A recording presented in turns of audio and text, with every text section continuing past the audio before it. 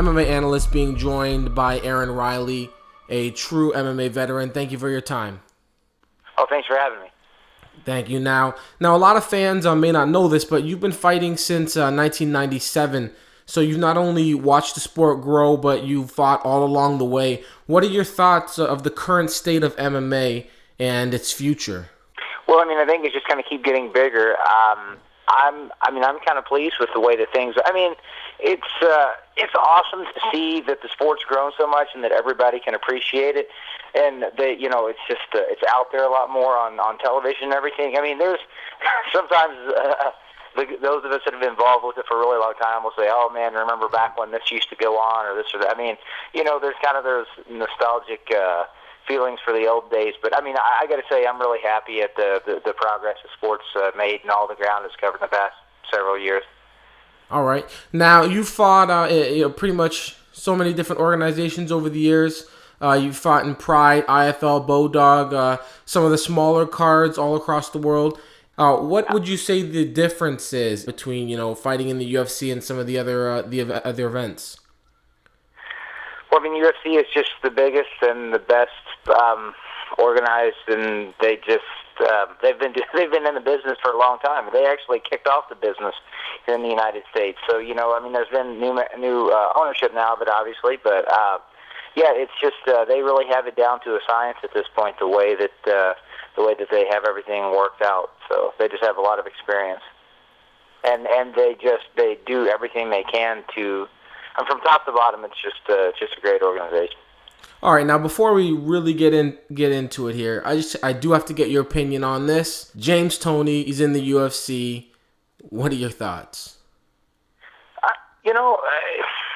For me, I don't think. He was actually a really good boxer, so it's not like that. I don't know. I don't think that. I think that there's a thing kind of with the crossover audience a little bit, trying to maybe pull from that. I also know Dana's a real big time boxing guy, so I think it was important for him to get Tony in there. I don't think it's a bad thing. I think that it's gonna be interesting to see who they match him up with, because I would think at this stage in the game it's going to be really hard for him to develop into a complete mixed martial artist. So I think that it's going to be really interesting to me to just see who they match him up with. Now, it's been reported that you'll be on the UFC 114 card in Las Vegas and you'll be fighting Joe Brammer. Is there any truth to that? Yeah, it looks like that's probably what's going to happen. Okay, now are you? I think that's in May. Would you start training for a fight that far out, or are you always in the state of constant training?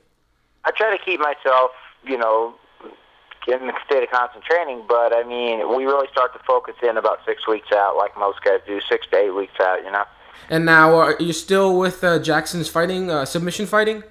Oh yeah, still with Greg and the guys. All right. Now, everybody, of course, knows what a great camp that is, not just from the top, Greg, but all the different established and talented fighters in that crew.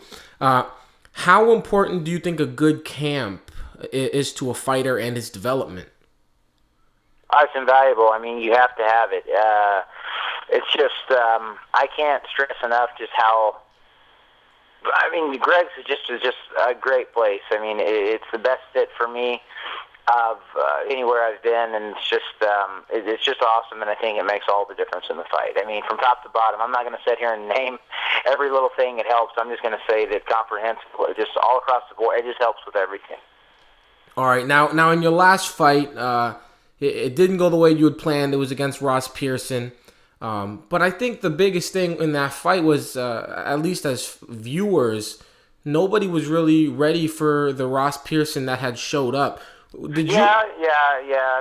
He turned up looking a lot tougher than a lot. Everybody was, I couldn't believe he was that. He looked good. Yeah, he really looked a lot better from the show. And I think he was really amped up to, give a good show in his hometown area.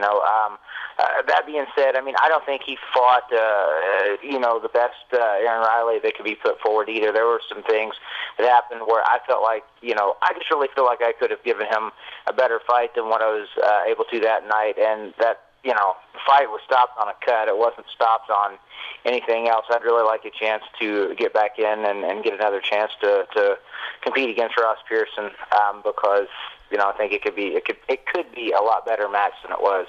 So that's kind of my thoughts on that. All right, now what would you say to fighters coming up in the game? Any advice you would say? Maybe if there's one big thing they have to do, or a bunch of little things. What would your advice be? Oh well, I don't know. Be prepared. Be prepared to put in a lot of time, and I don't know. Trying to think of how to kind of sum it all up. I mean, really, it's just like be prepared for a lot of sacrifice, because I mean it takes a lot of just commitment, sacrifice, and dedication. Those are the three things. I say be prepared to offer those and to deal with those things, because those are kind of three words I could use to kind of sum up my MMA experience. I mean, you have to put the time in. You have to be dedicated to it. And you have to be patient too, because sometimes things don't always work out the way you'd like them to. So, case in point is that fight with Pearson in England. So, you just have to you really have to be dedicated to the sport to make it work out. Now, you fought in the United States, Japan, Brazil, Canada. If you can name one, what would be your, one of the most memorable traveling experiences? Or was there a place that you really enjoyed being? And that's good or bad, by the way. Wow, I mean, they were all awesome in their own respect. I mean, you know what? One of the most interesting and awesome was one where I didn't even fight on was here a few weeks ago when I went to Australia with Joe Stevenson. I mean, unfortunately, Joe lost a decision in that fight, but I mean, the experience overall, we had, we both really enjoyed Australia. It was the crowd. It was unreal, the crowd for the UFC in Australia. I mean, we walked in for the prelim matches, and I heard the crowd just going nuts. And I remember thinking, wow, this crowd is just really, really, really, really loud. I mean, because, normally for the prelims, there's not that many people there. And then when we got in the arena, I was like, oh, now I see why it's so loud. It was completely 100% full from top to bottom, the entire arena. I was like, wow, this is the first prelim fight, and there's 18,000 people crammed into this arena right now. That was unbelievable. That's crazy. That's crazy. And definitely with the undercards, people do like to show up a little later for some reason. People like showing up right around the third last fight for some reason. I don't know what are these. That's completely late. I don't know. I don't understand. If you're a true fight fan, you're gonna want to try to catch them all. That's what I always do. So I don't know. Exactly. I don't know. Maybe they're just there for the show or something. I don't know. For me, I want to see every single fight. But no, that is crazy. 18,000 people on fight number 1 is something I've never even heard of. Yeah, well, something I'd never heard of or seen of until I went to Australia. So, like I said, that was really an experience. Now, the last time you fought in Canada, you fought a super tough Steve Claveau. Is that the biggest beatdown you've ever handed out without finishing the guy? Yeah, probably, man. Steve Claveau is really, really, really tough. I don't. Yeah, I mean that's probably that guy was really tough. All right. And how important do you think it is for a fighter to go for the finish? Well, I mean, we're always looking to finish. I mean, that's that's the name of the game, to finish the fight. And then, that's also just from the business side of it. I mean, people always like to see fights finish. I mean, the organizations like to see fights finish. The fans like to see fights finish. And then, it's always something that's, important stat-wise is like, I mean, Mike Tyson was famous because he always finished everybody, not because he went to 40 decisions, you know what I mean? So it's important. Absolutely. Now, another angle, what about hyping fights? How important do you think it is to hype fights? And do you think, you can go too far in trash talking? Like recently, Marcus Davis had Twittered that he hoped Dan Hardy died of AIDS, and Frank Mir said he wanted Lesnar to die of octagon-related injuries. Is that going too far, or what do you think? Yeah, I don't know. I mean, that's not my style. Everybody has their style, I suppose. But I mean, like whenever you don't have to hype a fight. Whenever it's just two really good fighters, the buzz is naturally going to be there. If people really want to, if you like here again, if you're a fighter that finishes fights and you're exciting while you're out there, you put people away, and the other guy does the same thing. If you're both doing your job, then whenever the fight is going to happen, I mean, people are just naturally buzzed and ready to see it. So UFC, it's easy. It's an easy sell whenever the guys really, are really getting after it. So Okay. Now, what usually goes through your mind on the way to a cage or a ring? What kind of habits or routines do you have minutes before a fight? wow. I mean, I don't. I can't really say. I mean, I'm just so super focused. For me, it all starts. It all becomes more real whenever we get in the vans to start heading over to the venue. Then at that point, I mean, I go from it's like I'm seeing the world around me take place normally. But then as we get in the vans, it just becomes like more of a laser beam focus. It just gets tighter and tighter and tighter. The focus until it comes to the point where we're doing the ring walk. Then I'm just so in the zone that I don't even really talk anymore. Once we're in the tunnel getting ready to walk out for the fight, I don't talk. I'm just focused on what I have to do. So I can't really say those are routines, but I'm just saying those are things that kind of go through my mind and what happens with me. Okay, now just a few quick hits before we do wrap this up. Just gonna throw a few things out there, and you let me know what you think. Pride rules or unified rules? Wow, that's a tough one for me.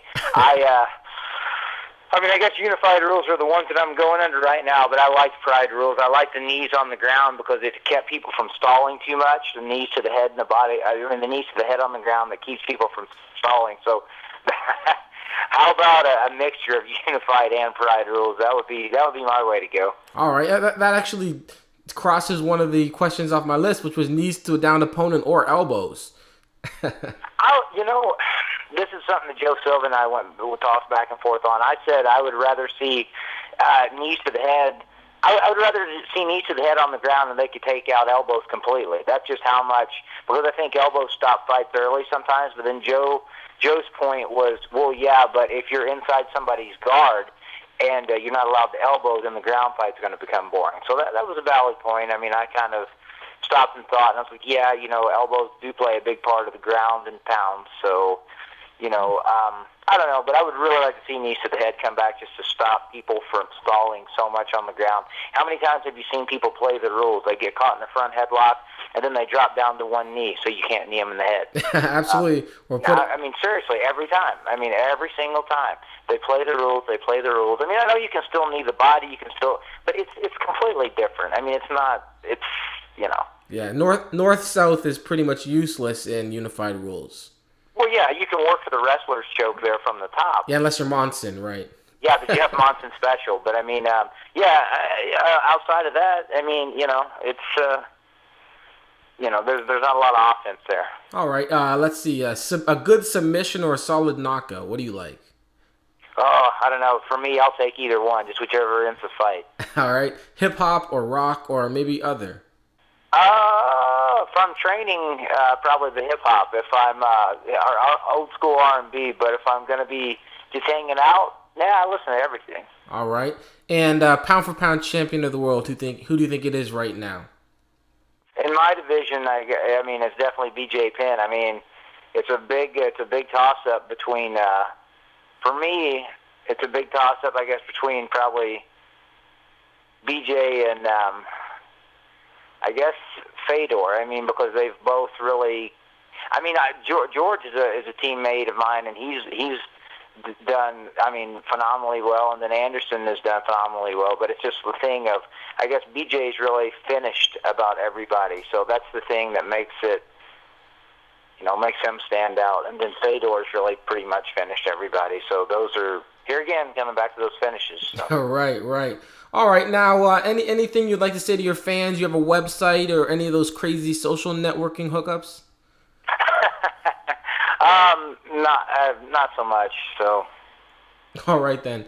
Good luck at UFC 114, and again, thank you very much for your time and much appreciated. All right, thank you very much for having me.